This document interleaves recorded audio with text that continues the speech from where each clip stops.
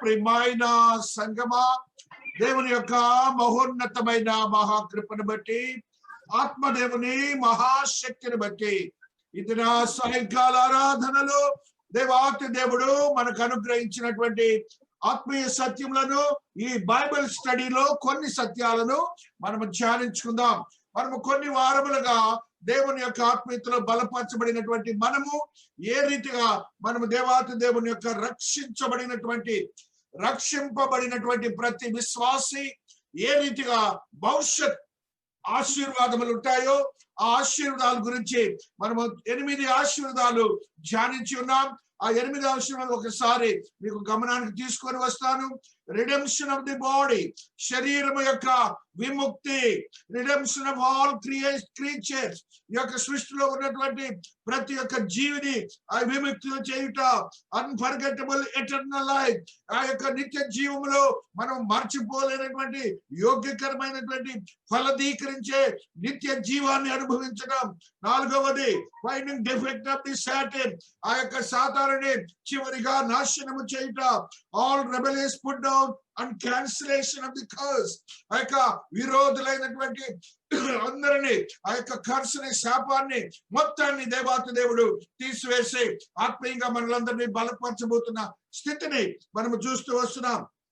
Complete removal of sin, పాపము, రోగము ప్రతిదీ కూడా దేవుడు విడుదల చేయబోతున్నాడు.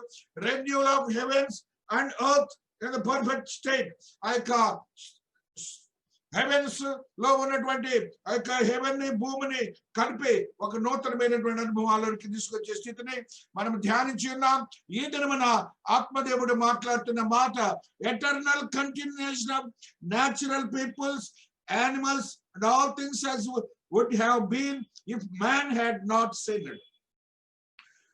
మనుష్యుడు పాపము చేయని ఎడల, మనుష్యుడు పాపము చేయని ఎడల ఆ యొక్క ఎటర్నల్ కంటిన్యూషన్, నిత్య జీవములో ఏ రీతిగా మనం అలాగనే పాపము చేయనటువంటి వ్యక్తులు కూడా నిత్య జీవములో ఉంటారని పరిశుద్ధాత్మ దేవుడి దినాలు మాట్లాడు. Natural people as well as animals, ఆ యొక్క జంతువులు కూడా ఏ రీతిగా ఉంటాయని పరిశుద్ధాత్మ దేవుడు మనతో మాట్లాడుతున్నాడు. If man had not sin, కాబట్టి పాపము లేనటువంటి వ్యక్తులు ఆ యొక్క 1000 ఏళ్ల పాలనలు, ఆ యొక్క భవిష్యత్తులో ఏ రీతిగా జీవిస్తారు అనే అంశాన్ని ఈ దినాన మనం కొన్ని సత్యాలను మనం నేర్చుకుందాం. పరిశుద్ధాత్మ దేవుడు పరిశుద్ధ గ్రంథంలో తెలియజేసిన ఆది కాండములో ఆయన తెలియజేసినట్టు ఒక మాటని ముందుగా చదువుకుంటున్నాం. ఆది కాండము 8వ అధ్యాయము 22వ వచనములో ఒక సత్యాన్ని మనం చదువుకుంటూ వస్తున్నాం.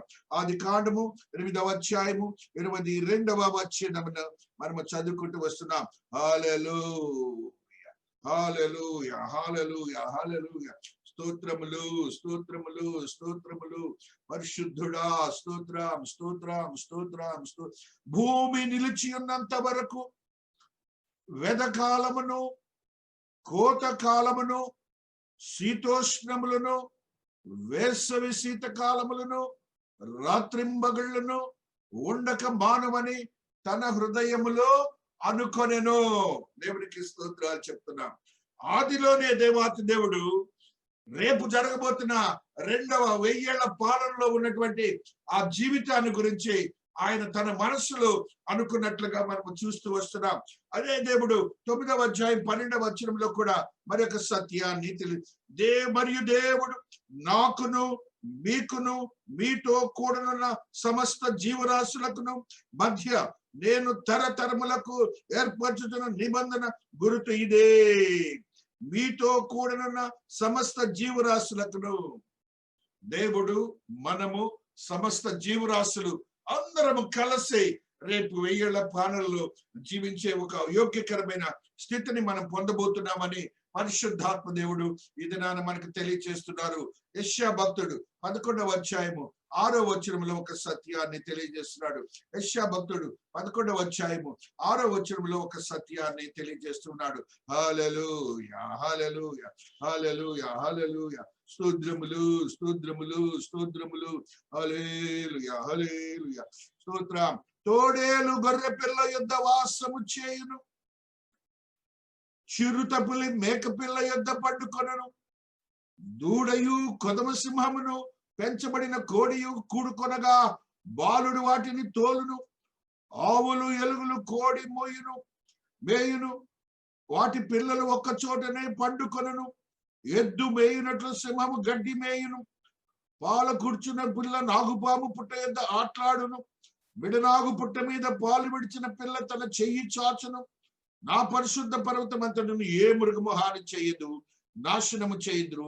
సముద్రము జలములతో నిండి ఉన్నట్టు లోకము యెహోవాను గుర్చిన జ్ఞానముతో నిండి ఉండును. దేవునికి స్తోత్రాలు చెప్పండి, దేవునికి స్తోత్రాలు. అప్పుడు జరగబోతున్నటువంటి యోగ్యకరమైన స్థితి ఏంటంటే, ప్రపంచం యూనివర్స్ అంతా కూడాను దేవుడు తెలియజేస్తున్న మాట అద్భుతమైన మాటను దేవుడు తెలియజేస్తున్నాడు. సముద్రము జలముతో నిండి ఉన్నట్లు లోకము యెహోవాను గుర్చిన జ్ఞానముతో నిండియుండును. అది అప్పుడు మనం చూడబోతున్నటువంటి క్రియ ఏంటంటే, ఇప్పట్లాగా యెహోవాను గురించి తెలియని వాళ్ళు, యెహోవాను గురించి తెలిసిన వాళ్ళు ఆ రీతిగా కొంతమంది జీవిస్తూ ఉంటారు. ఆ రీతిగా ఉండరట. రేపు జరగబోతున్నటువంటి యోగ్యకరమైన స్థితి ఏమిటంటే, అద్భుతమైన దేవుని మహాకృపలో మనము చూడబోతున్నటువంటి శక్తివంతమైన స్థితి ఏమిటంటే, ఆత్మదేవుడు మాట్లాడుతున్న స్థితి. సర్వము లోకమంతా కూడాను దేవుని జ్ఞానముతో నిండి ఉంటారు. సముద్రం ఏ రీతిగానైతే అంచులు మనం ఒడ్డు చూడలేము, సముద్రపు ఒడ్డుని ఎక్కడ చూడలేము ఎప్పుడు కూడా. అందుకని ఆ రీతిగా దేవుని జ్ఞానంతో నిండబడి ఉండే లోకములోనికి మనం రేపు వెళ్ళబోతున్నామని పరిశుద్ధాత్మ దేవుడు ఈ దినాన మనతో మాట్లాడుతున్న కొన్ని సత్యాలను మనము ధ్యానిస్తూ వస్తున్నాం. రోమీలకు రాసిన పత్రికలో మరి యొక్క సత్యాన్ని మనము ధ్యానించుకుంటూ వస్తున్నాం. రోమీలకు రాసిన పత్రిక 8వ అధ్యాయములో ఉన్నటువంటి సత్యాన్ని ఈ రీతిగా చదువుకుంటూ వస్తున్నాం. 20వ వచనము, ఏలయనగా సృష్టి నాశనమునకు లోనైన దాస్యములో నుండి విడిపింపబడి, ఏలయనగా సృష్టి నాశనముకు లోనైన దాస్యములో నుండి విడిపింపబడి, రేపు జరగబోతున్న యోగ్యకరమైన స్థితిని మీరు గమనించాలి. రేపు ఆ 1000 ఏళ్ల పాలనలో మనం అనుభవించబోతున్నటువంటి యోగ్యకరమైన స్థితి ఏంటంటే, మనం ఇప్పటి వరకు లోకములో ఏం జరుగుతుందంటే దాస్యమునకు లోబడిన వారు మనం అందరం. ఈ స్థితి నుంచి మనం విడిపింపబడతాం. ఈ స్థితి నుంచి విడిపింపబడి ఈ యొక్క బాధలు, కష్టాలు, నష్టాలు, రోగాలు, ఇబ్బందులు, ఆ యొక్క సమస్యలు, వేదన, దుఃఖము అన్ని కూడా విడిపింపబడతాం. ఆ విడిపింపబడినప్పుడు చెప్తున్నాడు చూడండి, అక్కడ సృష్టి నాశనముకు లోనైన దాస్యములో నుండి విడిపింపబడి దేవుని పిల్లలు పొందబో మహిమ గల స్వాతంత్రము. దేవుని పిల్లలు పొందబో మనం పొందబో మహిమాన్వితమైన ఆ స్వాతంత్రమును మనం పొందబోతుంటే ఆ సృష్టి కూడా ఎదురు చూస్తూ ఉంటుందిట. ఆ సృష్టి ఎదురు చూసి ఆ యొక్క ఆత్మీయత స్థితిలోనికి మనం నడిపిస్తుందని దేవుడి మాట. సృష్టి, దేవుని పిల్లలమైన మనము ఏ రీతిగా ఒక్కసారిగా ఆయన చేయబోయే 1000 ఏళ్ల పాలనలో ఎదురు చూసే యోగ్యతలోనికి మనం రేపు ప్రవేశించబోతున్నాం. ఆ స్థితిని మనం అందరము కలిగి ఉండడానికి దేవుని ఎప్పుడు నిరీక్షణ కలవారై ఉండాలని పరిశుద్ధాత్మ దేవుడు తెలియజేస్తున్నాడు. చూడండి, నిరీక్షణ కలదై స్వేచ్ఛగా కాక దానిని లోపరచు వాని మూలముగా వ్యర్థపరచబడిను. స్వేచ్ఛగా కాక, నిరీక్షణ ఉన్నది, స్వేచ్ఛగా కాక దానిని లోపరిచిన వాని మూలముగా వ్యర్థపరచబడిను.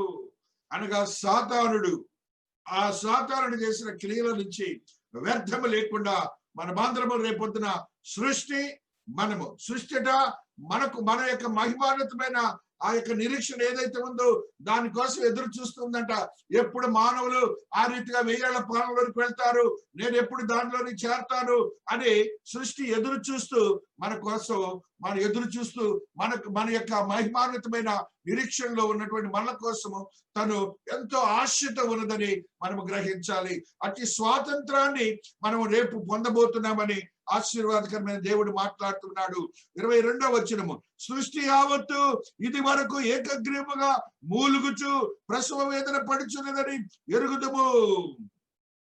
ఆ ప్రసవ వేదన అనే మాటను వాడుతున్నాడు. స్త్రీ ఏ రీతిగానైతే ప్రసవించేటప్పుడు వేదన పడుతుందో ఆ వేదనతో సృష్టి ఉన్నదట. మనము కూడా అదే వేదనలో ఉన్నాం. మనము కూడా అదే స్థితిలో ఉన్నాం. మనము ఆ యొక్క సృష్టి ఇరువురు కూడా మూలుగులతో ఉన్న వేదనలు, దుఃఖాలు, కష్టాలు, నష్టాలు వీటన్నిటి నుంచి మనం విడిపింపబడి ఏం జరగబోతుందంటే మనకి రేపు దేవాతి దేవుడు అనుగ్రహిస్తున్నటువంటి యోగ్యకరమైనటువంటి భవిష్యత్తులోనికి మనం వెళ్ళబోతున్నామని ఆత్మదేవుడు మాట్లాడుతూ ఉన్నాడు.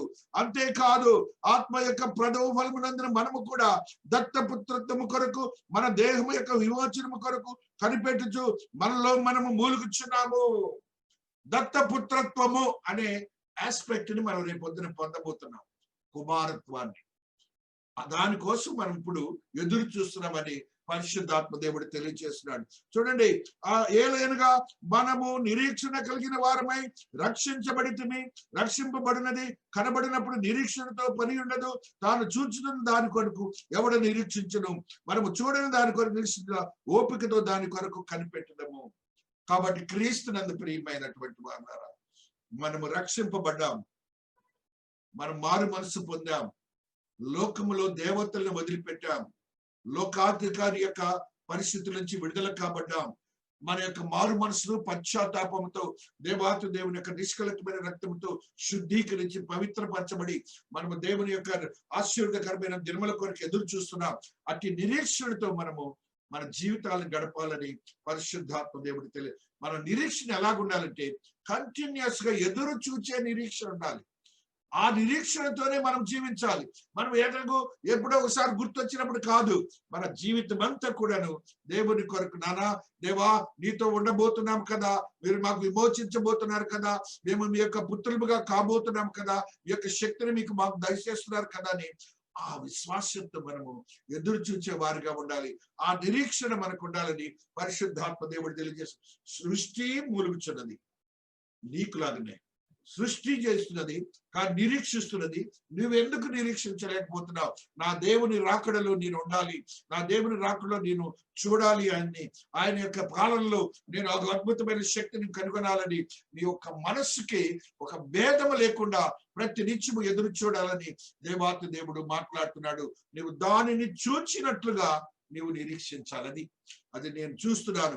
ఆ నిరీక్షణలో నేను రెండవ రాకడలో ఉన్నటువంటి ఆ 1000 ఏళ్ల పాలనలో దేవుని యొక్క స్థితిని నేను చూడబోతున్నానని నువ్వు గమనించి ఆ యొక్క కంటిన్యూషన్, నీవు ఆత్మ మరియు న్యాచురల్ పీపుల్ మరియు పశువులు, జంతువులు కలిసి జీవించే స్థితి. చాలా జాగ్రత్తగా. ఇప్పుడు మనం ఏం చేస్తాం, అడవిలో ఉన్నటువంటి జంతువులట రాత్రి జామునే బయటకు వస్తాయట. కీర్తనాకారుడు రాస్తాడు, అడవిలో ఉన్న జంతువులకి రాత్రి జామున అవి బయటకు వస్తాయట. దాన్ని దేవుడు అట్లా స్థిరపరిచాడు. పగలు మనము రాత్రి జామున నిద్రపోతామట, వాటికి రాత్రి జామున మెలకుతనం ఇస్తాడంట దేవుడు. కాబట్టి రేపు జరగబోయే కాలంలో రాత్రి పగలు లేదు, అందరూ కలిసి ఒక ప్రదేశంలో జీవించే యోగ్యతను దేవుడు ఇవ్వబోతున్నాడు. ఆ రీతిగా మన ఆత్మీయతను బలపరుచుకొని మనం కంటిన్యూస్ ఆ యొక్క జీవితంలోనికి రేపు మనం ఉండబోతున్నటువంటి 1000 ఏళ్ల పాలనలో ఆత్మతో ఉన్న శరీరములు, న్యాచురల్ బాడీస్ మరియు పశువులు, జంతువులు అందరూ కూడా కలిసి, ఒకటేమో formation of the human beings as well as the పశువులు, జంతువులు. అదే రీతిగా అక్కడ ఉన్నటువంటి పరిస్థితుల్లో మన జీవన విధానంలో మార్పును కూడా అక్కడ మనం చూడబోతున్నాం. ఆ స్థితి కొరకు మనం ఎదురు చూస్తున్నామని పరిశుద్ధాత్మ దేవుడు తెలియజేస్తున్నాడు. యెషయా భక్తుడు 65వ అధ్యాయములో ఉన్నటువంటి కొన్ని సత్యాన్ని మనకు తెలియజేస్తున్నాడు. యెషయా భక్తుడు 65వ అధ్యాయము 20వ వచనములో ఆయన మాట్లాడుతున్న మాటలను ఈ రీతిగా చదువుకుంటూ వస్తున్నాం. యెషయా 65:20లో ఈ సత్యాన్ని చూస్తున్నాం. హల్లెలూయా, హల్లెలూయా. 65:20వ వచనము. అక్కడ ఇకను కొద్ది దినములే బ్రతుకు శిశువులుండరు, కాలము నిండని ముసలి వారుండరు. చాలా సున్నితమైన మాటలు ఇవ్వండి. అక్కడ ఇకను కొద్ది దినములే బ్రతుకు శిశువులుండరు, కాలము నిండని ముసలి వారుండరు. అనగా జీవము ఎప్పుడు కూడా జీవంతో శిశువులు కానీ, అంటే మృతమును మనం అనుభవించమని చెప్తున్నాడు. కాబట్టి మన కాలము పొడిగింపబడుతుందని చెప్తున్నాడు. అక్కడ ఉన్నటువంటి ఆ శరీరాలకి ఆశీర్వదకరమైన ఆరోగ్యం ఉంటుందని చెప్తున్నాడు.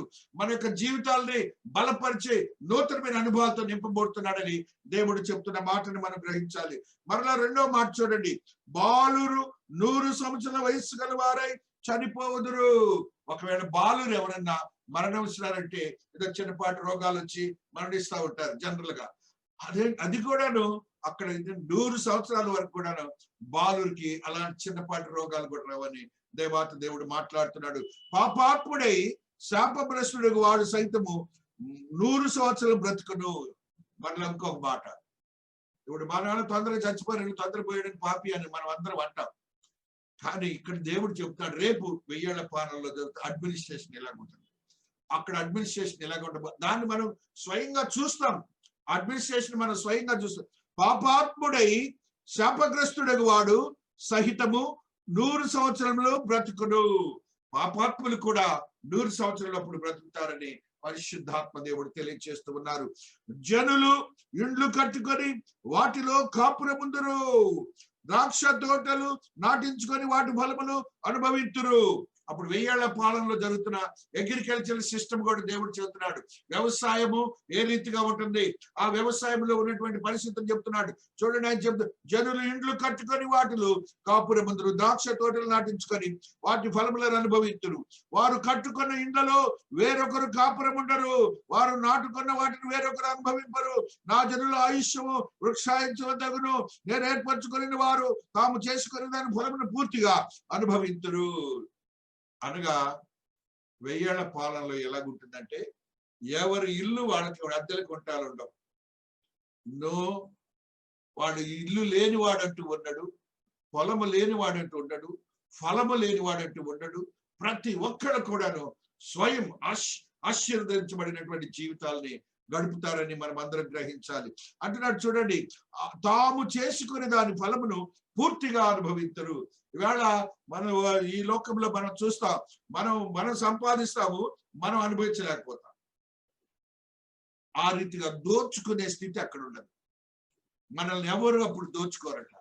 వారు దేవాతి దేవుని యొక్క మహోన్నతమైన మహాకృపను బట్టి మనమందరం కూడాను ఆ స్థితిలోనికి ఎదుగుతామని దేవుడు వారు వృధాగా ప్రయాసపడరు. ఇప్పుడు మనం కొన్ని ప్రయాసంతో కొన్ని పనులు చేస్తూ ఉంటాం. ఆ ప్రయాసంతో కొన్ని పనుల వల్ల ఒక్కసారి మనకి రిజల్ట్ రాదు. అసలు అక్కడ ప్రయాసం పడ్డామంటే ఫలితమే ఉంటుంది, అక్కడ ఫలితమే ఉంటుంది. ఇక అంతే, ప్రయాసం ఉంటుంది. ఆ ప్రయాసంలో వృధా అనే మాటే లేదు. ఇక నేను అనవసరం ఫెయిల్ అయిపోయాను అనే మాటలే ఉన్నావు. చదువుకునేవాడు చదువు, లేకపోతే ఉద్యోగం చేసేవాడు ఉద్యోగము, లేకపోతే పని చేసేవాడి పని, ధనాన్ని సంపాదించే ధనము. ఆ రీతిగా ఆకస్మికంగా కలుగు అపాయమునకై పిల్లలను కనరు. వారు యెహోవా చేత ఆశీర్వదింపబడుదురు, వారి సంతానము వారు వారి వద్దనే ఉందురు. ఇవాళ అమెరికాలు పంపటాలు, అక్కడి పంపటాలు, ఇక్కడ పంపటాలు, తల్లిదండ్రుల మీద విరోధంగా వాళ్ళు వేరే చోట ఇల్లు ఉండటాలు, ఇవన్నీ కూడా మనం ఈ దినాల్లో చూస్తున్నాం. రేపు దేవాతి దేవుని యొక్క ఆ 1000 పాలనలో మనం జరగబోతున్నటువంటి స్థితి ఏమిటంటే, ఏ విధంగా తల్లిదండ్రులు బిడ్డలు అందరూ, కూతురు గాని కొడుకులు గాని పిల్లలు గాని ఎవరైనా కూడాను వారందరూ కూడాను ఒక్క చోటే జీవిస్తారని దేవాతి దేవుడు తెలియజేస్తున్నాడు. ఎంత గొప్ప ఆధిక్యతతో కూడిన స్థితి చూడండి. మరలా దేవాతి దేవుడు మాట్లాడుతున్న మాటని, వారి సంతానపు వారు వారి యొద్దనే ఉందురు, వారు యెహోవా చేత ఆశీర్వదింపబడిన వారు. ఎంత గొప్ప ఆధిక్యత అంటే రేపు మనం చూడబోతుంది. ఆయన ఆశీర్వాదాలతో కూడినటువంటి కుటుంబ వ్యవస్థని మనం చూడబోతున్నాం. ఇప్పుడు ఈ లోకంలో మనం అనుభవిస్తున్న ఏది కూడాను అక్కడ ఉండదు, విరోధమైనదే. ఇప్పుడు మనం చదువుకున్నాయన్ని విరుద్ధమైనదే చదువుతున్నాం. అది అంత ఆశ్చర్యకరమైనది మనం చూడబోతున్నాం. మన పిల్లలు మన దగ్గర ఉండట్లేదని పిల్లలు తల్లిదండ్రులు కొట్టించేవాళ్ళు, తల్లిదండ్రుల మీద కేసులు పెట్టేవాళ్ళు, తల్లిదండ్రులు చంపేవాళ్ళు అని మనం ఈ దినాల్లో చూస్తున్నాం. అసలు అప్పుడు ఏ మాత్రం ఉండదట. అంత కుటుంబ వ్యవస్థ అంతా కూడాను ఎంతో సంతోషముగా దేవుని సన్నిధిలో ఉంటుందని పరిశుద్ధాత్మ దేవుడు తెలియజేస్తూ ఉన్నారు. వారికి ఇలాగున జరుగును, వారు వేడుకొనక మునుపు నేను ఉత్తరం ఇచ్చేదను. ప్రార్థన కూడా అవసరం లేదంటండి. రేపు మనం దేవుని వేడుకునే స్థితి కూడా లేదంటండి. ఎంత మార్పుతో కూడిన అడ్మినిస్ట్రేషన్ రేపు రాబోతున్నది. ఎంత మార్పుతో కూడిన అడ్మినిస్ట్రేషన్ చూడబోతున్నావు. ఆ స్థితిని నువ్వు చూడబోతున్నావు. ఏమంటాడు? నీకు మనసులో ఆలోచన వచ్చిందనుకో, ఆయన అసలు మనం ప్రార్థన చేయొద్దు అంటున్నాడు, నేనే మీకు ఇస్తానంటున్నాడు. Lot of change is there tomorrow. ఆ లోకంలోకి మనం వెళ్ళబోతున్నాం. అదొక ఆశ్చర్యకరమైన లోకం. ఆ భవిష్యత్తు ఆశ్చర్యాన్ని మనం చూడబోతున్నాం. వారు మనవి చేయించుండగా నేను ఆలకించెదను, తోడేళ్లను గొర్రె పిల్లలను కలిసి మేయును. మరలా విరోధమైనటువంటి జెండర్స్, విరోధము, తోడేళ్లు గొర్రె పిల్లలు రెండు కూడా విరోధం మనం చూస్తాం. రేపు అలాగుండదట. ఈవేళ మనం చూస్తున్నటువంటి ఆ యొక్క సింహాలు, ఆ సింహరాజు, మృగరాజు, ఇలాంటి మాటలన్నీ మనం అనుకుంటా ఉంటాం. అవన్నీ కూడా రేపు ఉండవు. ఈ మాటలే ఉండవు. అక్కడ అడవిలో ఉన్న జంతువులు, పక్షులు మొత్తం కూడాను ఏకంగా కలసి మెలసి జీవిస్తాయి. ఒకరిని ఇబ్బంది పెట్టే స్థితులు కూడా ఉండవని పరిశుద్ధాత్మ దేవుడు తెలియజేస్తున్నాడు. అనగా శాంతి, సమాధానము, ఐక్యమత్యము, దేవుని యొక్క ఆత్మీయతో కూడిన నీతియుక్తమైన జీవితం ఉంటుంది. దానిని రేపు మనం చూడబోతున్నామని పరిశుద్ధాత్మ దేవుడు తెలియజేస్తూ ఉన్నాడు. సర్పమునకు మన్ను ఆహారమగును, నా పరిశుద్ధ పర్వతంలో అవి హానియరును నాశనమైనను చేయకుండాను అని యెహోవా సెలవిచ్చుచున్నాడు. ఇక్కడ చివరి మాట, అని యెహోవా సెలవిచ్చుచున్నాడు. కాబట్టి క్రీస్తునందు ప్రియమైనటువంటి వారులారా, మన యొక్క ఆత్మీయతను మనం భద్రపరుచుకొని మన జీవితాలను గడుపుకుందాం. మనం రేపు జరగబోతున్నటువంటి ఆ కంటిన్యూయేషన్ ఆఫ్ ది లైఫ్ యొక్క మన జీవితాలు, మనం ప్రాణం ఉండగానే ఆ యొక్క ఆత్మలు, మనము, ఆ యొక్క పశువులు, జంతువులు అన్ని కూడా కలిసి ఉండే లోకాన్ని రేపు మనం చూడబోతున్నాం. ఆ స్థితిలోని మనం ప్రవేశిస్తున్నామని పరిశుద్ధాత్మ దేవుడు ఈ దినాన మనతో మాట్లాడుతూ వస్తున్నాడు. తద్రీతిగా మన యొక్క ఆత్మీయతను బలపరుచుకొని మన జీవితాలను గడపాలని పరిశుద్ధాత్మ దేవుడు మాట్లాడుతున్న మాటని మనం చూస్తూ, death will continue through the millennium. ఇవన్నీ ఉంటున్నాయి. అప్పుడు చావు కూడా మిలీనియంలో ఉంటుంది. 1000 ఏళ్ల పాలనలో ఇలాగనే జీవిస్తాం. అయితే length, span of the life ఏమో ఎక్స్టెండ్ అవుతుంది.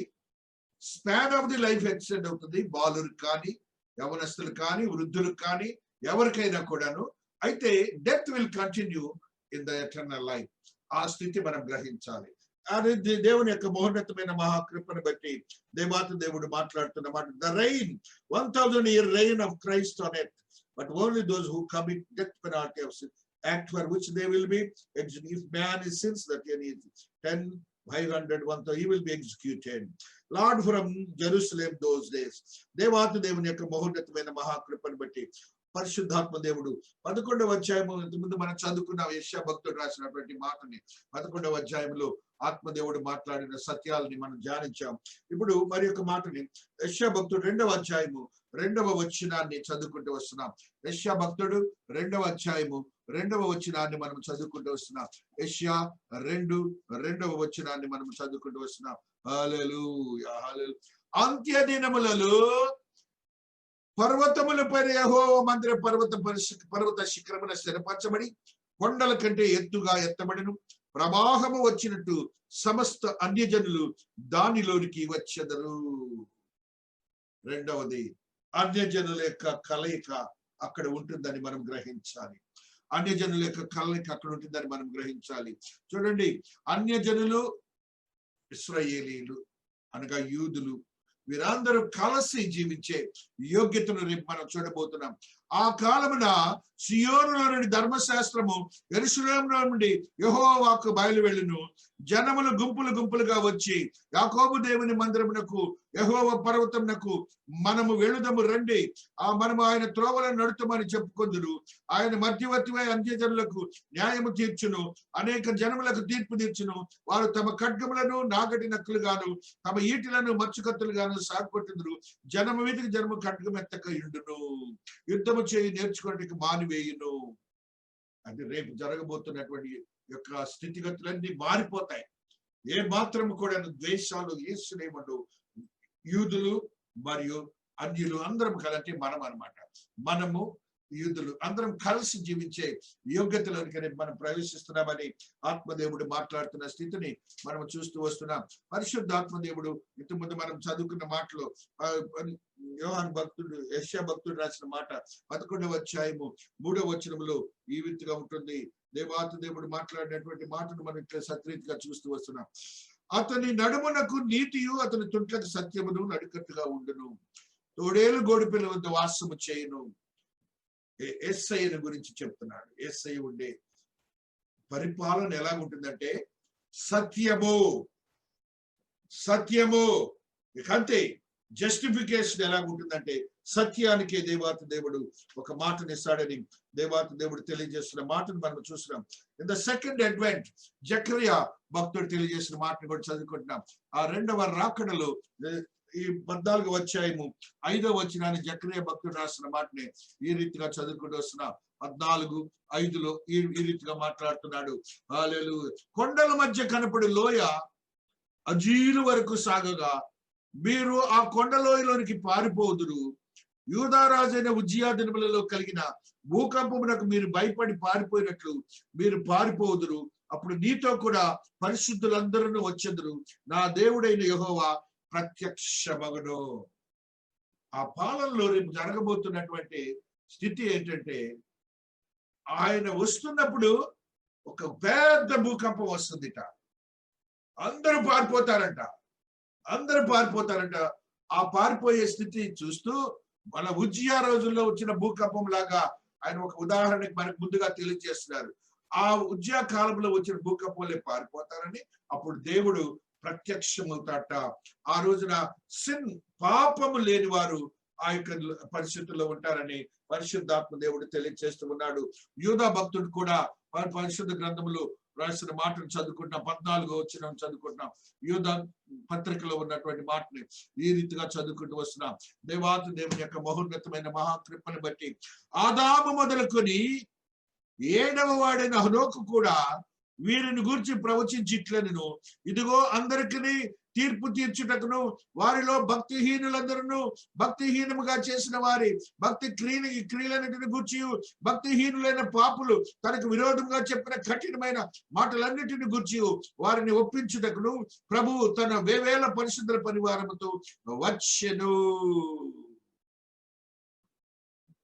రేపు జరగబోతున్నటువంటి ఆ ఫస్ట్ ఇన్స్టెన్స్ లో జరగబోతున్నటువంటి స్థితి ఏంటంటే పరిశుద్ధులైనటువంటి వారు లేపబడిన వారితో దేవుడు వచ్చి ఒక జడ్జిమెంట్ తీర్పుని చేస్తాడట.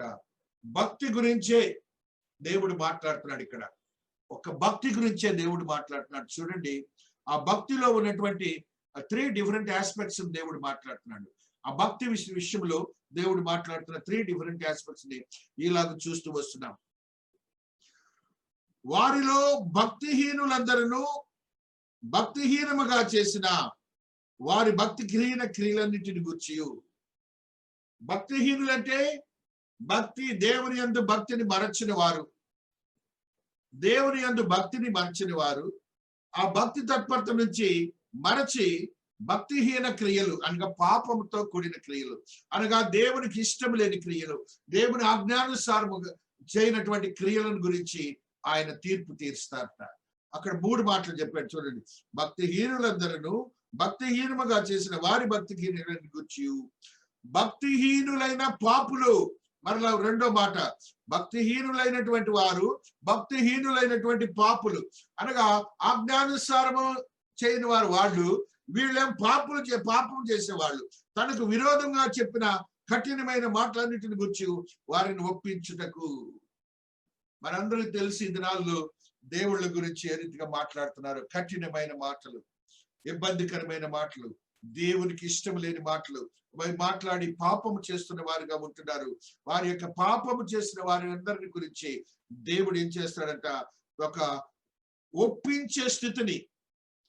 నీవు తప్పు చేసావు కదా అని దేవుడు ఇలాగ చెప్తాట. ఆ రోజున ఇలాగ చేసావు కదా, ఈ మాటలు మాట్లాడేవు కదా అని దేవుడు ఒప్పిస్తాట. ఆ స్థితిని కూడా మనం గ్రహించి ఉండాలి.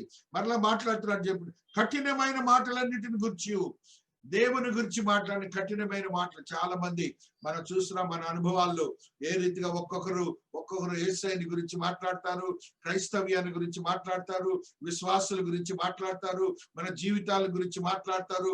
వాళ్ళందరినీ కూడా దేవాతి దేవుడు ఊరుకోడు. ఆయన ఏం చేయబోతున్నాడంటే అద్భుతమైనటువంటి మాటలన్నిటి గురించి వారిని ఒప్పించుటకు, తప్పైంది దేవా, నేను తప్పు చేసాము, మేము సత్యాన్ని ఎరుగక చేసాము, మా జీవితాలు మమ్మల్ని క్షమించు అని ఒప్పించే స్థితిని దేవాతి దేవుడు చేస్తాడట. ప్రభువు తన వేవేల పరిశుద్ధుల పరివారముతో వచ్చెను. ప్రభువు తన వేవేల పరిశుద్ధుల పరివారముతో వచ్చిన స్థితిని యోధా భక్తుడు ఆత్మవశ్యుడై తెలుసుకొని మనకు చెప్తున్న మాటని మనము గ్రహించాలి. ఆ రీతిగా మన ఆత్మీయతను మనం బలపరుచుకొని మన జీవితాలను గడపాలని పరిశుద్ధాత్మ దేవుడు తెలియజేస్తున్న స్థితిని మనం గ్రహించాలని పరిశుద్ధాత్మ దేవుడు తెలియజేస్తూ ఉన్నారు. అదే రీతిగా రెవల్యూషన్ ప్రకటనలు 19:4 మనం చూస్తాం. అప్పుడు జరగబోతున్నటువంటి యోగ్యకరమైన స్థితి ఎలాగుంటుందో రెండవ రాకడలో మనం చూస్తూ వస్తున్నాం. హల్లెలూయా. అప్పుడు 24 పెద్దలు 4 జీవులను సాగిలపడి ఆమేన్, ప్రభువును స్తుతించుడి అని చెప్పుచు సింహాసనాసీనుడగు దేవునికి నమస్కారము చేసిరి. ఇవన్నీ జరుగుతానే ఉంటాయి. దేవాతి దేవుడు అంటున్నాడు, they are going to be taken as an part of this. స్తుతించే స్థితిలోనికి మనం వెళ్ళాలి. ఎప్పుడు మన యొక్క ఆత్మీయతలన్నీ బలపరుచుకోవాలని పరిశుద్ధాత్మ దేవుడు తెలియజేస్తూ ఉన్నాడు. పరిశుద్ధాత్మ దేవుని యొక్క ఆత్మీయతలో బలపరచబడినటువంటి మనము మన జీవితాలని ఏ రీతిగా భద్రపరచుకోవాలి, ఆయన రాకడ కొరకు ఎదురు చూడాలని పరిశుద్ధాత్మ దేవుడు ఈ దినాన మనతో మాట్లాడుతూ వస్తున్నాడు. తద్రీతిగా దేవుని యొక్క ఆత్మీయతలో బలపరచబడిన మనము ఏ రీతిగా జీవిస్తున్నామని దేవుడు ఈ దినాన్ని మనతో మాట్లాడుతున్నాడు. There will be no favoritism shown because of family church guilt of the execution according to this justice will meet to all. అందరికి సమమైనటువంటి ఒక తీర్పుని తీస్తాడు దేవాతి దేవుడు. దాన్ని మనం చూడబోతున్నామని పరిశుద్ధాత్మ దేవుడు తెలియజేస్తూ ఉన్నాడు. హల్లెలూయా, హల్లెలూయా, హల్లెలూయా, హల్లెలూయా, హల్లెలూయా. ఆత్మదేవుని ఆత్మశక్తిని బట్టి కీర్తనాకారుడు ఒక సత్యాన్ని మనకు తెలియజేస్తున్నాడు. కీర్తనల గ్రంథము 149వ అధ్యాయము 6వ వచనాన్ని మనం చదువుకుంటున్నప్పుడు ఈ రీతిగా పరిశుద్ధాత్మ దేవుడు మనతో మాట్లాడుతున్న స్థితిని మనం చూస్తూ వస్తున్నాం. 149 6వ వచనాన్ని ఆత్మదేవుడు రాసిన మాటలు ఈ రీతిగా మనం చదువుకుంటూ వస్తున్నాం. 149వ అధ్యాయము 6వ వచనము తద్రీతిగా ఉన్నది. హల్లెలూయా, హల్లెలూయా, హల్లెలూయా. 149 6వ వచనము. హల్లెలూయా, హల్లెలూయా, హల్లెలూయా. వారి నోట దేవునికి చేయబడు ఉత్సాహ స్తోత్రములున్నవి. రేపు జరగబోయే స్థితి అన్యజనులకు ప్రతిదండన చేయుటను, ప్రజలను శిక్షించుటకును, గొలుసులతో వారి రాజులను, ఇనుప సంఖ్యలతో వారి గనులను బంధించుటకును, విధింపబడిన తీర్పు వారి మీద నడుపుటకును, వారి చేతిలో 2 అంచుల ఖడ్గమన్నదని ఆయన భక్తులందరికీ ఘనత ఇదే. యెహోవాను స్తుతించుడి. యెహోవాను స్తుతించే స్థితిని గురించి మాట్లాడుతున్నాడు దేవుడు. మనమందరం కూడాను యెహోవాను స్తుతించే స్థితిలో దేవాతి దేవుడు అక్కడ మాట్లాడుతున్నాం. అన్యజనులకు ప్రతిదండన, రక్షింపబడని వారికి ఇనుప సంఖ్యలు, ఈ రీతిగా రేపు జరగబోయే స్థితిని మనం చూస్తాం. 1 కొరింథీ 6వ అధ్యాయము 2వ వచనంలో పరిశుద్ధాత్మ దేవుడు మాట్లాడుతున్న మరొక సత్యాన్ని ఈ రీతిగా చదువుకుంటూ వస్తున్నాం. 1 కొరింథీ 6:2 ఆత్మదేవుడు మాట్లాడుతున్న మాట ఈ రీతిగా ఉన్నది. హల్లెలూయా. పరిశుద్ధులు లోకమునకు తీర్పు తీర్చుదరని మీరు ఎరుగరా? పరిశుద్ధులుగా చెప్పబడుతున్నటువంటి మనము అప్పుడు జరగబోతున్న స్థితి ఏంటంటే లోకానికి తీర్పు తీరుస్తామట. మరి ఒక మాటని అక్కడ చూస్తున్నాం. హల్లెలూయా. మీ వలన లోకమునకు తీర్పు జరగవలసి ఉండగా మిక్కిలి అల్పమైన సంగతుల గురించి తీర్పు తీర్చడం మీకు యోగ్యత లేదా? మనము దేవదూతలకు తీర్పు తీర్చదమని ఎరుగరా? ఈ జీవన సంబంధమైన సంగతుల గురించి మరి ముఖ్యంగా తీర్పు తీర్చవచ్చును కదా. దేవాతి దేవుడు తెలియజేస్తున్నాడు. నీకున్నటువంటి ఆధిక్యతను దేవాతి దేవుడు తెలియజేస్తున్నాడు. అటు ఆధిక్యత నీకు ఇచ్చాడు. నీకు దేవదూతలకు కూడా తీర్పు తీర్చేసి ఇచ్చాడు. లోకానికి తీర్పు తీర్చే స్థితిని ఇచ్చాడు. అట్టి స్థితి నీకు రేపొద్దున రాబోతుందని పరిశుద్ధాత్మ దేవుడు తెలియజేస్తున్నాడు. ప్రకటనకారుడు 5వ అధ్యాయము 10వ వచనంలో ఒక సత్యాన్ని చదువుకుంటూ వస్తున్నాం. ప్రకటన 5వ అధ్యాయము 10వ వచనాన్ని మనం చదువుకుంటుండగా ఆ పెద్దలు నీవు ఆ గ్రంథమును తీసుకొని దాని ముద్రను విప్పుటకు యోగ్యుడవు, నీవు వధింపబడిన వాడువై నీ రక్తమిచ్చి ప్రతి వంశములోను ఆయా భాషలు మాట్లాడి వారిలోను ప్రతి ప్రజలోను ప్రతి జనములోను దేవుని కొరకు మనుషులను కొని మా దేవునికి ద్వారిని ఒక రాజ్యముగాను యాజకులుగాను చేసినవు కనుక వారు భూలోకమందు ఏలుదురని కొత్త పాట పాడుదురు. ఆ రీతిగా దేవుని యొక్క పరిపాలనలో ఒక క్రొత్త పాటను పాడే స్థితి కూడా మనం అక్కడ చూస్తాం. తీర్పు అయిపోతుంది, ఆ యొక్క భక్తిహీనులకు తీర్పు జరుగుతుంది, భక్తిహీనులైన క్రియలకు తీర్పు జరుగుతుంది, భక్తిహీనుల పాపులకు తీర్పు జరుగుతుంది. ఇవన్నీ అయిపోయాక దేవాతి దేవుని యొక్క యోగ్యకరమైన స్థితి ఏమిటంటే, దేవుడు మనకు అనుగ్రహించిన యోగ్యకరమైన స్థితి ఏమిటంటే, శక్తివంతమైన దేవుని మహాకృప అక్కడ ఏ దేవుడైతే దేవుడిగా ఉన్నాడు యేసయ్య, ఆయనను ప్రస్తుతించే ఒక నూతనమైన గానము అక్కడ మాట్లాడబోతున్నాడు. ఆ దానిలోనికి మనం ప్రవేశించబోతున్నాం. రేపు మనమందరము దేవుని స్తోత్రించే స్థితి మారబోతున్నది. దేవుడు మనకు అక్కడ ఒక నూతనమైనటువంటి స్తోత్రగానములు ఇవ్వబోతున్నాడు. ఆ స్తోత్రగానములతో దేవుని ప్రస్తుతించబోతున్నాం. దేవుని యొక్క బహున్నతమైన కృపను ఆ దినాన్ని మనం చూడబోతున్నామని పరిశుద్ధాత్మ దేవుడు తెలియజేస్తున్నాడు. చూడండి వారు ఎలాగ మాట్లాడుతున్నారు చూడండి. మీరు అప్పుడు వచ్చిన ప్రతి వంశములో నుండి వస్తారట, ఆయా భాషలు మాట్లాడి వస్తారట, ప్రతి ప్రజలో నుంచి వస్తారట, ప్రతి జనములో నుంచి వస్తారట. దేవుని కొరకు దేవుడు మనుషులు కొన్నారట. ఒక రాజ్యముగాను యాజకులుగాను మనం చేసే యాజకత్వాన్ని అక్కడ అనుభవించే స్థితిని మనం చూడబోతున్నాం. అది రేపొద్దున జరగబోతున్నటువంటి యోగ్యకరమైన స్థితి. మరలా 20వ అధ్యాయం 4వ వచనంలో ఇదే మాటలు మనం చూస్తాం. 24లో ఆత్మదేవుడు మాట్లాడుతున్న మాటలను ఈ రీతిగా చూస్తూ వస్తున్నాం. 20వ అధ్యాయము 4వ వచనాన్ని హల్లెలూయా హల్లెలూయా స్తోత్రం. 4వ వచనము హల్లెలూయా. అతడు సింహాసనములను చూచితిని, వాటి మీద ఆసీనులై ఉండి వారికి విమర్శ చేయుటకు అధికారం ఇయ్యబడిను, మరియు క్రూరముఖమును దాని ప్రతిభకైన నమస్కారము చేయక తమ నొసల యందు గాని చేతుల యందు గాని దాని ముద్ర వేయించుకున్న వారిని యేసు విషయమై తామిచ్చిన సాక్ష్యము నిమిత్తమును దేవుని వాక్యమును శిరచ్ఛేదనము చేయబడిన వారి ఆత్మలను చూచితని వారు బ్రతికిన వారై 1000 సంవత్సరములు క్రీస్తుతో కూడా రాజ్యము చేసిరి. హతసాక్షులైన వారి గురించి మనందరికీ తెలుసు. వారందరూ కూడా అప్పుడు ఎంతగానో రాజ్యాధికారాన్ని అనుభవించబోతున్నారు. తండ్రి అయిన దేవుడి ఇచ్చినటువంటి యోగ్యకరమైన స్థితి యేసయ్యతో పాటుగా మనం కూడా రాజ్యాధికారంలోనికి యాజకులుగా కూడా ఉండబోతున్నామని పరిశుద్ధాత్మ దేవుడు తెలియజేస్తున్నాడు. అదే రీతిగా మరి యొక్క సత్యాన్ని అక్కడ చూస్తున్నాం. ఈ మొదటి పునరుత్థానములు ధన్యులు పరిశుద్ధులై ఉందురు, వారికి మాదిరి రెండవ మరణములకు అధికారం లేదు. వీరు క్రీస్తునకు దేవునికి యాజకులై క్రీస్తుతో కూడా 1000 సంవత్సరములు రాజ్యము ఏలుదురు. కాబట్టి రేపు జరగబోతున్నటువంటి ఆ యొక్క దేవుని మహిమాన్వితమైనటువంటి రాజ్యములో మనం చూడబోతున్నటువంటి ఆశ్చర్యకరమైన స్థితులు ఎలాగుంటున్నాయి అని పరిశుద్ధాత్మ దేవుడు తెలియజేస్తున్నాడు. మరి యొక్క సత్యాన్ని పరిశుద్ధాత్మ దేవుడు మనకు 27వ వచనాన్ని మనం చదువుతున్నప్పుడు అక్కడ జరగబోతున్నటువంటి ఆ 1000 ఏళ్ల పాలనలో జరగబోతున్న స్థితిని మనం ఒకసారి చదువుకుంటూ వస్తున్నాం. 1000 సంవత్సరములు గడిచిన తరువాత 1000 సంవత్సరములు గడిచిన తరువాత ఆ 1000 ఏళ్ల పాలనంతా అయిపోయిన తర్వాత సాతాను తానున్న చెరలో నుండి విడిపింపబడును. 1000 ఏళ్ల పాలన అయిపోతుంది, సాతానుడు విడిపింపబడబోతున్నాడు. తర్వాత యుద్ధాలు జరుగుతాయి, మనందరికి తెలుసు. భూమి నలుదిశలందు జనములను లెక్కకు సముద్రపు ఇసుక వలె ఉన్న గోగు మాగోగు అని వారిని మోసపరిచి వారిని యుద్ధమునకు పోగు చేయటకై వాడు బయలుదేరును. గోగు మాగోగు యుద్ధము జరుగుతుంది. అక్కడ వచ్చినటువంటి సాతానుడు వారిని ప్రలోభపెట్టి వారిని ఈయన సొంతం చేసుకుంటాడు. వారు భూమి అంతటా వ్యాపించి పరిశుద్ధుల శిబిరమును ప్రియమైన పట్టణమును ముట్టడి వేయగా పరలోకంలో నుండి అగ్ని దిగి వచ్చి వారిని దహించెను. మానవులకి సాతానుడికి దేవునికి యుద్ధం జరుగుతున్నప్పుడు పరలోకం నుంచి అగ్ని వచ్చి వారిని దహించే స్థితిని కూడా మనం రేపు చూడబోతున్నాం. ఆ స్థితిలోనికి వారందరూ ప్రవేశిస్తారు. వారిని మోసపరిచిన అపవాది అగ్ని గంధకముల గల గుండములో పడవేయబడిను. అతడు ఆ క్రూర మృగమును అబద్ధ ప్రవక్త ఉన్నారు.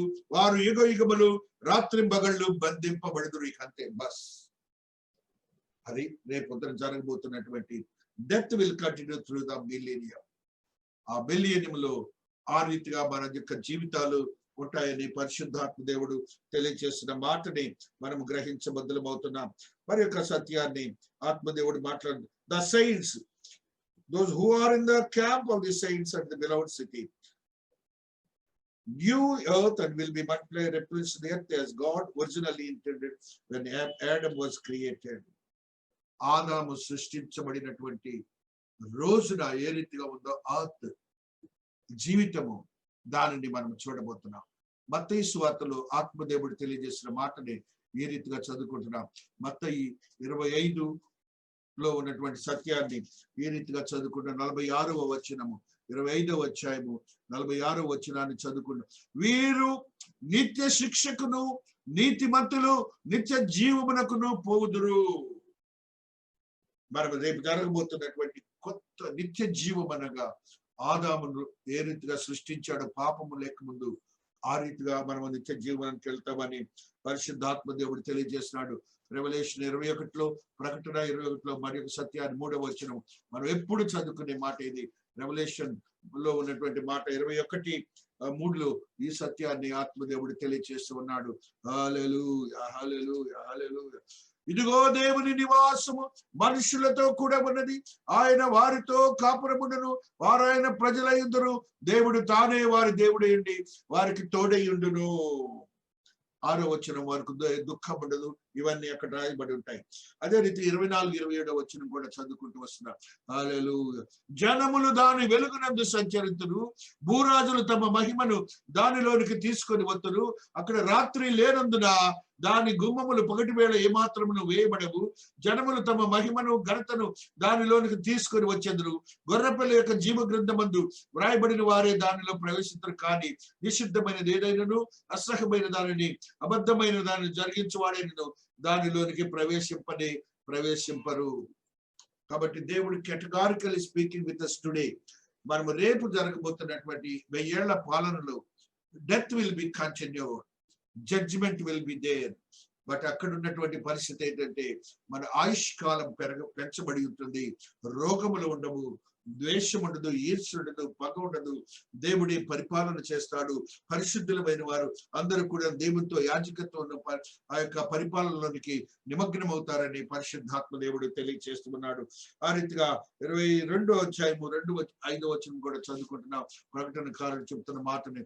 హల్లెలూయా, హల్లెలూయా, హల్లెలూయా. స్తోత్రములు, స్తోత్రములు. మరియు స్ఫటికములే మరియునట్టు జీవ జలములన్నది దేవుని యొక్కయు గొర్రెపిల్ల యొక్క సింహాసనం ఎదురుని పట్టణపు రాజవీధి మధ్యను ప్రవహించుట ఆ దూత నాకు చూపెను. ఆ నది యొక్క ఈవులను ఆవులను జీవవృక్షముడెను. అది నెల నెలకు ఫలించుచు 12 కాపులు కాయను. ఆ వృక్షం యొక్క ఆకులు జనములను స్వస్థపరచుటకై వినియోగించెను. ఇక మీదటి శాపగ్రస్తమైనది దానిలో ఉండదు. దేవుని యొక్కయు గొర్రెపిల్ల యొక్క సింహాసనం దానిలో ఉండును. ఆయన దాసులు ఆయనను సేవించుతూ ఆయన ముఖ దర్శనము చేయించుదురు. ఆయన నామము వారి నొసలు ఎందుండును. ఈ రాత్రి కెన్నడూ ఉండదు. దీపకాంతి అయినను సూర్యకాంతి అయిన వారికి అక్కర్లేదు. దేవుడైన ప్రభువే వారి మీద ప్రకాశించును. వారు యుగ యుగములు రాజ్యము చేయుదురు. ఈ రీతిగా మనం రేపు చూడబోతున్నటువంటి అద్భుతమైన శక్తివంతమైన స్థితిని మనం మిలీనియంలో చూడబోతున్నాం. Through the millennium death will be there. Through the millennium death will be there. But the things will be very different as well as we are living over here on the earth. మళ్ళా పూర్వపు స్థితిని మనం చూడబోతున్నాం. ఆదాము ఏ రీతిగా మొట్టమొదటిగా సృష్టించబడినప్పుడు భూమి ఉన్నదో ఆ రీతిగా భూమిని చూడబోతున్నాం. మన యొక్క నిత్య జీవంలో ఉన్నటువంటి ఆశ్చర్యకరమైన స్థితిగతులను మనం చూడబోతున్నాం.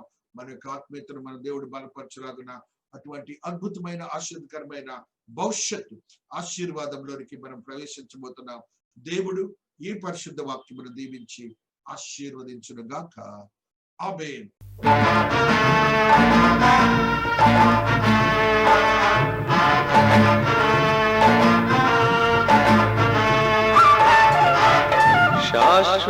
శాశ్వతమైనది నీవు నాయన చూపినా